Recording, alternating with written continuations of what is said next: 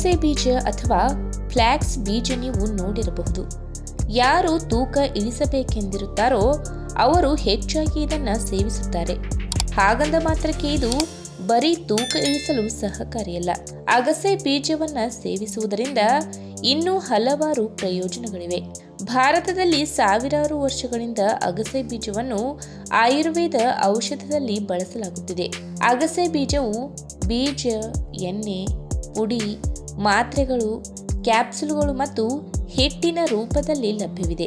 ಮಲಬದ್ಧತೆ, ಮಧುಮೇಹ, ಅಧಿಕ ಕೊಲೆಸ್ಟ್ರಾಲ್, ಹೃದ್ರೋಗ, ಕ್ಯಾನ್ಸರ್ ಮತ್ತು ಇತರ ಅನೇಕ ರೋಗಗಳನ್ನು ತಡೆಗಟ್ಟಲು ಜನರು ಇದನ್ನು ಆಹಾರದಲ್ಲಿ ಬಳಸುತ್ತಾರೆ. ಹಾಗಾದರೆ ಈ ಅಗಸೆ ಬೀಜದ ಮತ್ತಷ್ಟು ಆರೋಗ್ಯಕಾರಿ ಪ್ರಯೋಜನಗಳ ಬಗ್ಗೆ ಇವತ್ತಿನ ವಿಡಿಯೋ ಮುಖಾಂತರ ತಿಳಿದುಕೊಳ್ಳೋಣ.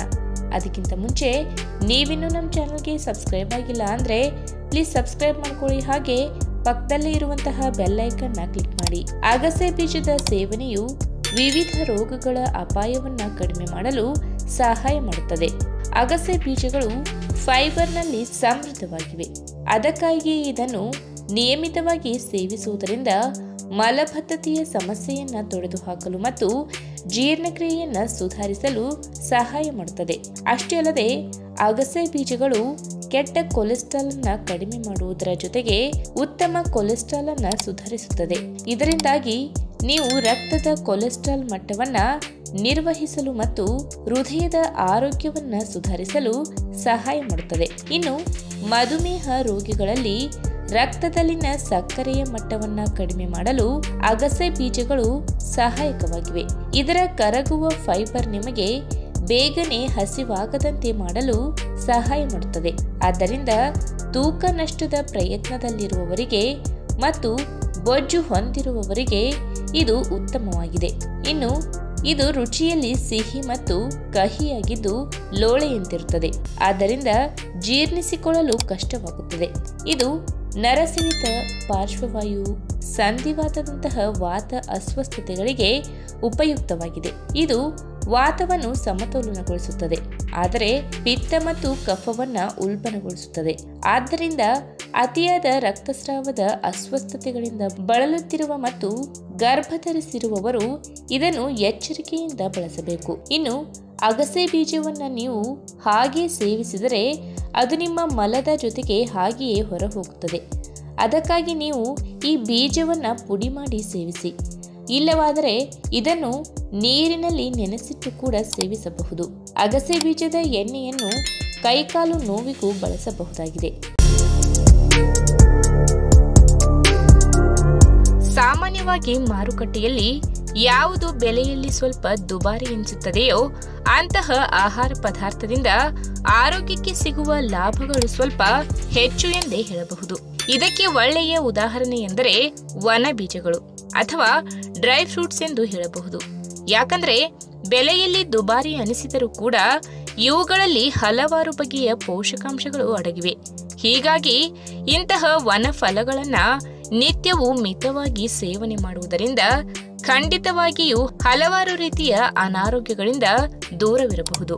ವನ ಬೀಜಗಳಲ್ಲಿ ಅಥವಾ ಡ್ರೈ ಫ್ರೂಟ್ಸ್ಗಳಲ್ಲಿ ಇರುವಂತಹ ವಿಟಮಿನ್ಸ್ಗಳು, ಖನಿಜಾಂಶಗಳು ಹಾಗೂ ಪ್ರಬಲ ಆಂಟಿ ಆಕ್ಸಿಡೆಂಟ್ಗಳು ಸಣ್ಣ ಪುಟ್ಟ ಕಾಯಿಲೆಗಳಿಂದ ಹಿಡಿದು ದೀರ್ಘಕಾಲದ ಕಾಯಿಲೆಗಳು ಬರದಂತೆ ತಡೆಯುವುದು ಮಾತ್ರವಲ್ಲದೆ ದೇಹದ ಆರೋಗ್ಯವನ್ನ ರಕ್ಷಿಸುವುದು. ಅದರಲ್ಲೂ ಪ್ರಮುಖವಾಗಿ ಪ್ರತಿದಿನ 3-4 ನೆನೆಸಿಟ್ಟ ಬಾದಾಮಿ ಬೀಜಗಳನ್ನು ಹಾಗೂ ವಾಲ್ನಟ್ ಬೀಜಗಳನ್ನು ಸೇವನೆ ಮಾಡುವುದರಿಂದ ಹೃದಯಕ್ಕೆ ಸಂಬಂಧಪಟ್ಟ ತೊಂದರೆಗಳಿಂದ ಹಿಡಿದು ದೇಹದಲ್ಲಿ ಉಂಟಾಗುವ ಇನ್ನಿತರ ಹಲವಾರು ಆರೋಗ್ಯ ಸಮಸ್ಯೆಗಳಿಗೆ ಇವುಗಳಿಂದ ಮುಕ್ಕಾಲು ಪಾಲು ಪರಿಹಾರ ಸಿಗುತ್ತದೆ. ಇನ್ನು ನಮ್ಮ ಪುಟ್ಟ ಹೃದಯ ಆರೋಗ್ಯವಾಗಿ ಇರಬೇಕೆಂದರೆ ಮೊದಲಿಗೆ ನಾವು ಹೃದಯ ಸ್ನೇಹಿಯಾಗಿರುವ ಆಹಾರವನ್ನು ಸೇವನೆ ಮಾಡಬೇಕು. ಜೊತೆಗೆ ಕೆಲವೊಂದು ಅನಾರೋಗ್ಯ ಆಹಾರ ಪದ್ಧತಿ ಹಾಗೂ ಕೆಟ್ಟ ಜೀವನ ಶೈಲಿಯಿಂದ ದೂರವಿರಬೇಕು. ಹೃದಯಕ್ಕೆ ಸಹಕಾರಿಯಾದ ಆಹಾರ ಪದಾರ್ಥಗಳು ಬೇಕಾದಷ್ಟಿವೆ. ಕೆಲವೊಂದು ಆಹಾರಗಳು ದುಬಾರಿ ಎನಿಸಿದರೆ ಇನ್ನೂ ಕೆಲವೊಂದು ಆಹಾರಗಳು ಕೈಗೆಟುಕುವ ಬೆಲೆಯಲ್ಲಿ ಸಿಗುತ್ತವೆ. ಪ್ರಮುಖವಾಗಿ ಹೃದಯಕ್ಕೆ ಬೇಕಾಗಿರುವ ಅಂಶಗಳಾದ ಅಮೈನೋ ಆಮ್ಲಗಳು, ಒಮೆಗಾ 3 ಫ್ಯಾಟಿ ಆಸಿಡ್ ಅಂಶಗಳು ಮತ್ತು ಆಲ್ಫಾ ಲಿನೋಲಿಕ್ ಆಮ್ಲವನ್ನು ಯಥೇಚ್ಛವಾಗಿ ಒಳಗೊಂಡಿರುವ ಆಹಾರಗಳನ್ನು ಆದಷ್ಟು ನಮ್ಮ ಆಹಾರ ಪದ್ಧತಿಯಲ್ಲಿ ಸೇರಿಸಿಕೊಳ್ಳಬೇಕು. ಇದಕ್ಕೊಂದು ಒಳ್ಳೆಯ ಉದಾಹರಣೆ ಎಂದರೆ ವನ ಫಲಗಳಾದ ಬಾದಾಮಿ ಹಾಗೂ ವಾಲ್ನಟ್ ಬೀಜಗಳು ಎಂದು ಹೇಳಬಹುದು. ವಾಲ್ನಟ್ ಹಾಗೂ ಬಾದಾಮಿ ಬೀಜಗಳಲ್ಲಿ ಪ್ರೋಟೀನ್, ವಿಟಮಿನ್ಸ್ಗಳು, ನಾರಿನಾಂಶ, ಆಂಟಿ ಆಕ್ಸಿಡೆಂಟ್ ಅಂಶಗಳು ಹೇರಳವಾಗಿ ಕಂಡುಬರುವುದರಿಂದ ಇವು ರಕ್ತದಲ್ಲಿ ಕೆಟ್ಟ ಕೊಲೆಸ್ಟ್ರಾಲ್ ಅಂಶವನ್ನು ತಗ್ಗಿಸುವುದು, ಹೃದಯದ ಕಾಯಿಲೆಗಳ ಸಾಧ್ಯತೆಯನ್ನ ಕಡಿಮೆ ಮಾಡುವುದು, ಮಧುಮೇಹ ರೋಗಿಗಳಲ್ಲಿ ರಕ್ತದಲ್ಲಿನ ಸಕ್ಕರೆ ಮಟ್ಟವು ನಿಯಂತ್ರಣದಲ್ಲಿಡಲು ನೆರವಾಗುವುದು. ಇನ್ನು ವಾಲ್ನಟ್ ಅಥವಾ ಅಕ್ರೋಟ್ ಬೀಜಗಳು ಬಾಯಿಯ ರುಚಿಯನ್ನ ಹೆಚ್ಚಿಸುವುದು ಮಾತ್ರವಲ್ಲದೆ ಹೃದಯದ ಆರೋಗ್ಯಕ್ಕೆ ಹೆಚ್ಚು ಅನುಕೂಲಕರವಾಗಿ ಕೆಲಸ ಮಾಡುತ್ತವೆ. ಸಂಶೋಧನೆಗಳು ಹೇಳುವ ಹಾಗೆ ವಾಲ್ನಟ್ ಬೀಜಗಳಲ್ಲಿ ಹಲವಾರು ಬಗೆಯ ಪೋಷಕಾಂಶಗಳು, ಖನಿಜಾಂಶಗಳು, ವಿಟಮಿನ್ಸ್ಗಳು ಹಾಗೂ ಪ್ರಬಲ ಆಂಟಿ ಆಕ್ಸಿಡೆಂಟ್ಗಳಿದ್ದು ಆರೋಗ್ಯವನ್ನ ರಕ್ಷಿಸುವಲ್ಲಿ ಪ್ರಮುಖ ಪಾತ್ರ ವಹಿಸುವುದು. ಹೀಗಾಗಿ ಪ್ರತಿದಿನ ಮಿತವಾಗಿ ವಾಲ್ನಟ್ ಬೀಜಗಳನ್ನು ಸೇವನೆ ಮಾಡುವ ಜನರಲ್ಲಿ ಮತ್ತು ಇವುಗಳನ್ನು ದಿನ ಅಭ್ಯಾಸ ಮಾಡಿಕೊಂಡಿರುವ ಜನರಿಗೆ ಹೃದಯದ ಕಾಯಿಲೆ ಕಂಡುಬರುವ ಆತಂಕ ಕಡಿಮೆಯಾಗುತ್ತದೆ. ಇನ್ನು ಬಾದಾಮಿ ಬೀಜಗಳಲ್ಲಿ ಪೋಷಕಾಂಶಗಳ ಭಂಡಾರವೇ ಇದೆ ಎಂದು ಹೇಳಬಹುದು. ಮುಖ್ಯವಾಗಿ ಹೃದಯದ ಆರೋಗ್ಯಕ್ಕೆ ಇವು ಪೂರಕವಾಗಿವೆ. ಹೀಗಾಗಿ ಇಂತಹ ಬೀಜಗಳನ್ನು ಪ್ರತಿದಿನ ನೀರಿನಲ್ಲಿ ನೆನೆಸಿಟ್ಟು ಬೆಳಗ್ಗಿನ ಪ್ರಥಮ ಆಹಾರವಾಗಿ ಸೇವಿಸುವುದರಿಂದ ಹೃದಯದ ಆರೋಗ್ಯ ವೃದ್ಧಿಯಾಗುವುದು ಮಾತ್ರವಲ್ಲದೆ ಹಲವಾರು ಕಾಯಿಲೆಗಳು ಕೂಡ ದೂರವಾಗುವುದು.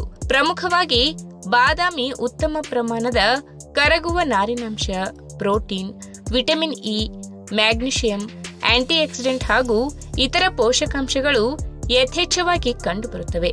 ಇವು ರಕ್ತದಲ್ಲಿ ಕೆಟ್ಟ ಕೊಲೆಸ್ಟ್ರಾಲ್ ಅಂಶವನ್ನ ಕಡಿಮೆ ಮಾಡಿ ಹೃದಯದ ಆರೋಗ್ಯವನ್ನ ರಕ್ಷಿಸಲು ನೆರವಾಗುತ್ತವೆ.